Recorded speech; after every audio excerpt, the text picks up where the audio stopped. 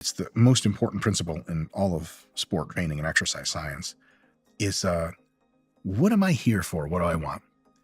Because you can do a bunch of exercises in the gym and you're like, that was great. And someone's like, are you getting the results you like? And you're like, well, what I want is a bigger bicep. Like, how many bicep exercises do you do? Like, I think upright rows, maybe.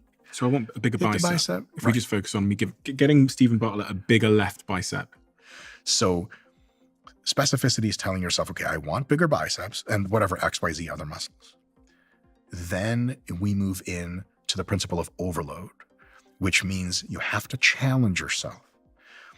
If most of your sets, someone else watching them can't tell if you're warming up or doing what's called a working set, like a real set, you have a problem. So towards the end of all of your sets, either the weights are slowing down, or even if it's the same speed, to you, they feel perceptively harder. You know, you do this, this, and in a couple reps, you're like, "Urgh." That's what you want. Every real working set should be challenging. You should be approaching every real set with just a teeny dose of trepidation. Like, oh boy, here we go. I'm going to have to try. Once you have that. And a set is a group of repetitions. Correct. So if I do 10 repetitions, that's one set. One set, okay. Yeah. And so your sets have to be sufficiently heavy. Anything between roughly 5 reps per set and 30 reps per set, where the last few reps are getting close to you not being able to use good technique and lift the weights, check plus. So there's not a perfect amount of repetitions to do? There is. It's a trade secret, and I'd have to say it off camera to you. Like okay. NDA to sign. Okay, we're off camera. All right, great. So it's 17. There's just tons of contextual nuance kind of stuff. Some people, some of their muscles will respond better to sets of 5 to 10.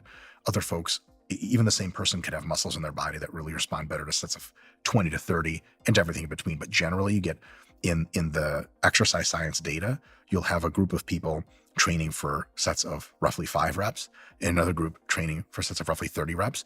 And their change in muscle growth over 8, 12, 16 weeks is statistically undifferentiable, which means if I delabel the groups and you don't know which one's which, you can't actually tell me who trained with higher reps or lower reps. For muscle growth, it's roughly the same. That's so crazy. We're using the same weight. I'm guessing. No, different weights. Different weights. A okay. weight that is challenging for 5 reps is much heavier than a weight that is challenging for 30. Okay, so I do wonder this all the time when I go to the gym. I wonder if I should be doing, I don't know, 30 reps of 10 kg on my bicep, or I should be doing 10 reps of 20 kg. They're both right answers. No wrong answers there. And they both have the same chance of growing my muscles, as long as the strain that I experience subjectively is difficult at the end of those sets. Correct. Okay, interesting. Which is really good news, because that's like another thing you don't have to worry about. Which means at home I can get any range of weights versus having to get really, really big ones to grow my muscles. As long as they're not so tiny that you're on rep number 45 and you're like, I could just do this for forever. Or they're not so enormous that you're like, I can't really even do 2 reps of this. Anything between roughly 5 and roughly 30 reps, challenging, is really, really good. How many sets and how often do I have to visit the gym to get this bicep to grow? That answer depends on how much you've been doing before. Okay. But if you're new to the gym, 2 sessions a week with 2 to 3 sets per session for your biceps is something that's going to cause months and months and months of consistent progress. Really? Can you do more? Yes. Do you have to do as a beginner? No. Eventually, as a more advanced person, do you need to do more sets and perhaps more sessions to get consistently better results? Yes.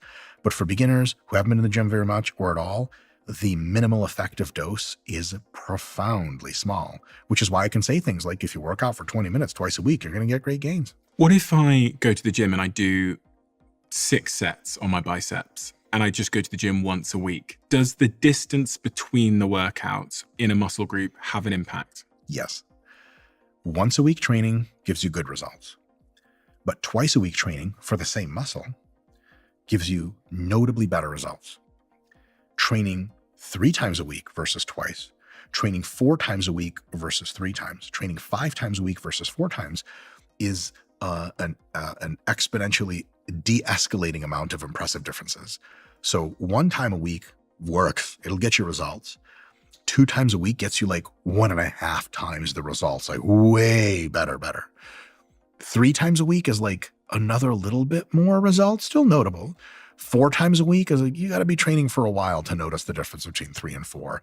4 and 5 is contextual and nuanced, and I can't actually tell you that categorically 5 days a week is better than 4. There are some things I would have to know about your plan and everything else to make that conclusion. So really, I want to be aiming at twice a week per muscle group. Twice is our minimum. 2 to 4 times a week is what I say is kind of the best overall recommendation per muscle group. And if you train all of your muscles together at the same time, a whole body workout, which most people in the realm of just, I'm busy and I can't train a lot, it would be all of the major muscles of your body in the same session, twice or 3 times or 4 times a week. And that is an awesome beginner fitness plan. What's going on in my muscles that's encouraging them and making them grow? And when are they growing? Is it when I go to bed at night? Is it when do they grow the minute that I curl the dumbbell?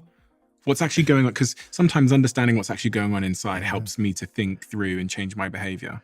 Yeah. So the primary stimulus for muscle growth is there are molecular machines in your muscles, in your muscle cells, and they are designed to detect the presence of tension. And when your muscles generate tension, the molecular detector machines go, ooh, we got tension here. And they start saying to other parts of the cells like, hey, let's get this muscle growth thing started. Started, not happening, started. It's a stimulus of muscle growth.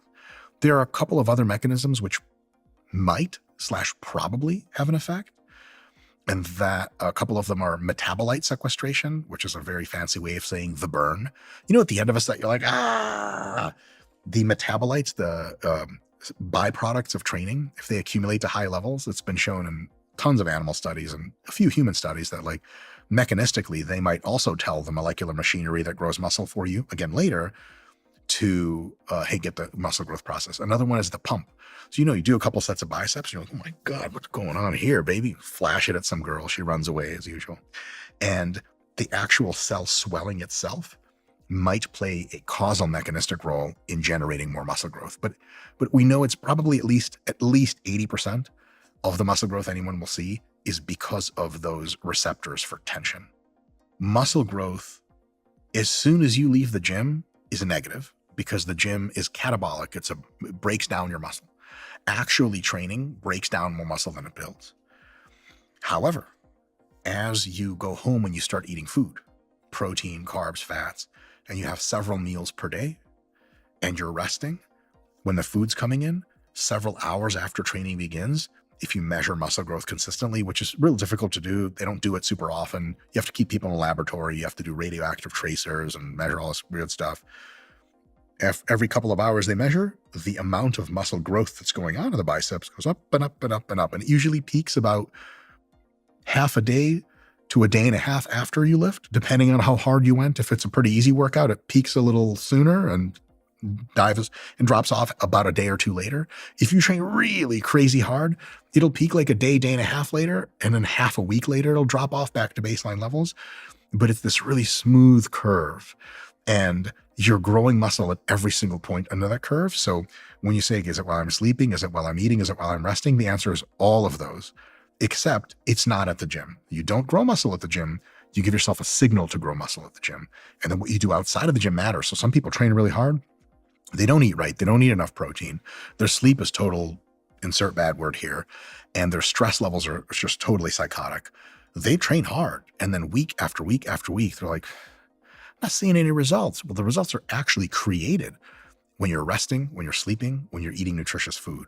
They're stimulated in the workout, but that's just phase 1. Phase 2, the actual growth occurs outside of the gym, and it occurs not at any specific time point, like a magic window of 2 hours after the gym. Like that's when all the growth occurs. That's actually when it just starts to go up.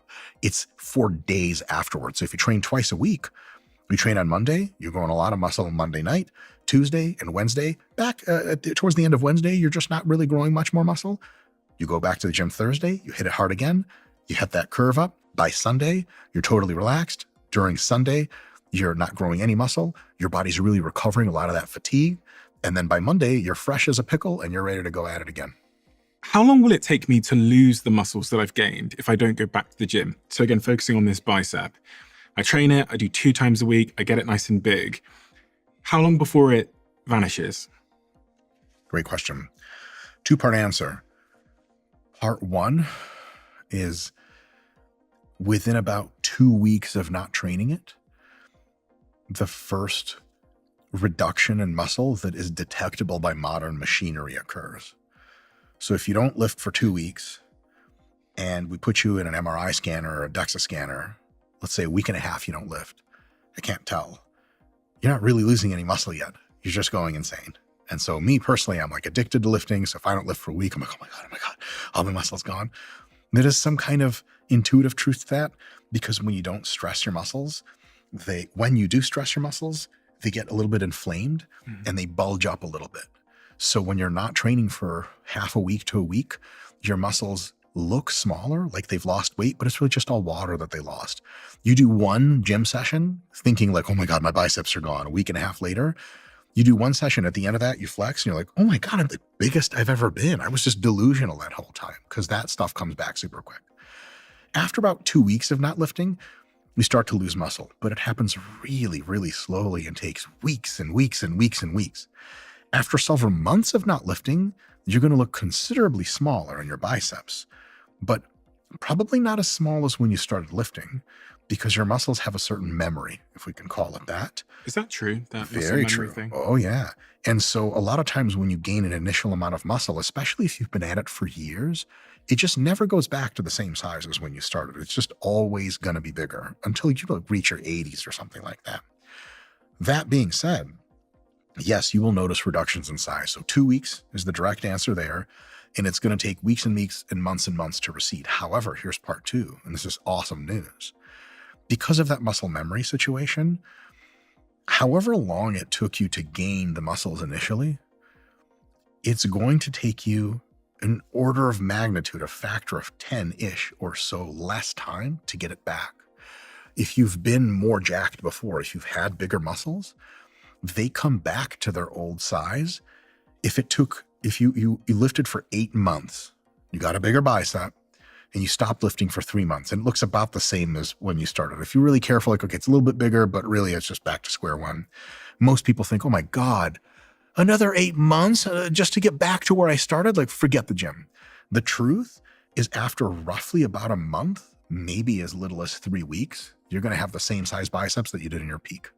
Because the degree to which your tissue grows, if it's been a certain size before, especially if it was notably bigger than normal and you held that around for a few months and a few years, it comes back in a way that is so fast. If you experience it yourself, it's like you don't believe that it's happening to you. Have they been able to like scientifically test this? Oh yeah, all the time. Yeah, retraining studies, detraining, retraining. Oh yeah, they've done studies where they purposefully like lift for a while and they stop lifting for a long time and they see how long it takes to get back. And there's one study I'm familiar with offhand that there's a group of people that trained consistently for multiple weeks, and there's another group of people that trained consistently for a few weeks and then took 2 weeks completely off in the middle and then just started retraining again for a few weeks later. Both groups had identically sized differences in muscle at the end of the study. And so we were like, okay, so that group that trained consistently never took 2 weeks off. Could we say that they purposefully like dunked 2 weeks of their time away for nothing? Yeah, your body goes right back into regaining old lost muscle so rapidly that this is such great news, because look, let's say you lifted consistently most of the year. Holiday season comes up, winter holidays. You're not going to the gym as much, maybe not at all. 3 weeks later of no gym, you look at yourself, you look a little smaller, kind of deflated, and you're like, oh my God, I'm going to have to restart all this from scratch. Nope. 2 weeks later, you're in the best shape of your life again. If you left the gym for 6 months, 1 or 2 months later, you're in the best shape of your life again. That's how rapidly it comes back. So it's really good news for anyone who hasn't been in the gym and is feeling guilty about it. Go back, get consistent again. You're just going to skyrocket. That is very exciting. Because we always have, sometimes it's the trough, the couple of weeks off that makes us demotivated. Because that's crossed my mind before. Oh my God, that took me 3 months to get there, and it's going to take me another 3 months to get back. But what about, so if I'm training that bicep, how have I got to think about stretching and warming up before I get going with my training? There are many ways to do it, but there's some research on this recently, actually. You don't need much. One of the simplest ways to warm up that we recommend at RP, and our app has it in the instructions, let's say you have your final weight already picked out. Like last week you did 20-pound dumbbells for sets of 15. This week it's sets of 16 with a 20-pound dumbbells. What you want to do is you want to do very lightweight, maybe the 5-pound dumbbells for a set of 12, just to get everything moving and grooving. Good technique, same technique you're going to use. 30 seconds of rest, a minute of rest. You pick up the 10 or 15-pound dumbbells, you do a set of 8 reps. It's a little bit more challenging. You're feeling your groove a little bit, but your body's already more warm. Your nervous system's more active. Your muscles are more pliable. You rest a minute after that, and then you'll pick up the weight you're actually using, the 20-pounders, and you'll do a set of 2 to 4 reps with them, just to get the feel of that heavy weight that you're going to be doing, to acclimatize not just your muscles and your nervous system, but your psychology to like, okay, this is the business weight that I'm going to be using. So 12, 8, 4. Rest another 30 seconds. First working set of whatever, 16 reps, you're up. When you have multiple exercises for the same muscle group, you just need to do one set of like 4 to 8 reps in that middle weight range between 0 and whatever you're going to do, just to get the feel of the exercise, because you're already generally warm in that area. One little warm-up set, rest 30 seconds to a minute, and then hit your first set. If you're switching which muscles you're using, like you were training chest, but then in the same session, you started training back, that first back exercise, 12, 8, 4, the weight goes up, up, up, the reps go down, down, down, just a little bit of time between, and then you hit your first work set and you're good to go. You don't have to do cardio before. You don't have to get on the treadmill. You can if you like it. You don't have to do some kind of cardio warm-up. You don't have to do any kind of stretching or anything like that. You don't have to do any kind of weird Bosu ball band around your neck, crazy potentiation exercises. Just that little ramp up is basically in 98% of all cases exactly and only what you need to do. What is a warm-up? What is going on physiologically inside my muscle? Because we all just warm up, and I don't think anybody actually knows what's going on. Yeah. So your muscle tissues, they have physical qualities that can be measured almost in like a fluid dynamics terms, like viscosity and hysteresis and all that stuff. And so when you're very cold, a lot of times there's kind of a frailty implied there. As you're warming up, you're sending blood to around the muscle. The muscle itself is literally becoming warmer. And a lot of those kind of tight structures that are they're proteins that are made of kind of stretchy material, they loosen up a little bit. And that allows you to go through that full range of motion and training and not actually get hurt. And that's from the muscle perspective. You also get some kind of chemical stuff that happens, and certain structures fill up with chemicals, certain structures, chemicals go down, and that gets you ready to perform super hard work. But that's part of the story. The other part is the nervous system, because your nervous system is also getting warmed up. And in technical terms, it's called potentiation. When you just show up to the gym and let's say we said, look, okay, we re-engineered your tendons when you were asleep. You're not going to get hurt. It's impossible for you to get hurt. Like a car would have to hit you for you to rip your bicep off. You can just go and just hit the curls right away. You wouldn't get hurt, but it would feel really strange, and you wouldn't get 4 or 5 reps close to where you're supposed to be from last week, because your nervous system was like, what the hell is going on? I'm supposed to be doing something. So you need to warm up the nervous system. A part of that is literally like the actual nervous system itself, down to the cellular level, is flushing all kinds of metabolites through. The connections are getting stronger. You're sort of doing a little bit of kind of mini rewiring of primary motor cortex to say, oh, we're doing curls. This is how you execute this pattern. Another part is technical. Like, oh, this is the technique I'm going to do. Because if you just get in the muscle and just do stuff, like imagine if I told you like, hey, here's a ball, just like go shoot some hoops, just hit that, 3-pointer shot. You're like, I need a couple shots to remind my body of what it's like to shoot the basketball. Same idea for lifting. You need to remind your body of what a curl motion is. And if you remind it a couple sets in a row, by the time you hit that real working set, that 4th set, your body's like, oh, I know exactly what I'm going to do, which parts of the muscle I'm going to activate to contract, which other parts of other muscles I'm going to activate to relax and co-contract to make this whole thing happen. What are the other sort of common mistakes people make when they go to the gym or they start training or they start exercising? So there I've kind of ticked off not stretching and taking on a heavy load too quickly, but also ramping up volumes and loads too fast. So that sort of overstrain before my body is ready for it. Are there any really other sort of common, obvious mistakes people make that inhibit their progress? One of them is a failure to pay attention to good technique. Okay. There are sort of some universal principles of what is good technique in the gym for muscle growth. One of them is, are you moving in a way that properly activates, stimulates that muscle to actually get it to grow? Because if you do a curl that arcs up, it does a lot of bicep.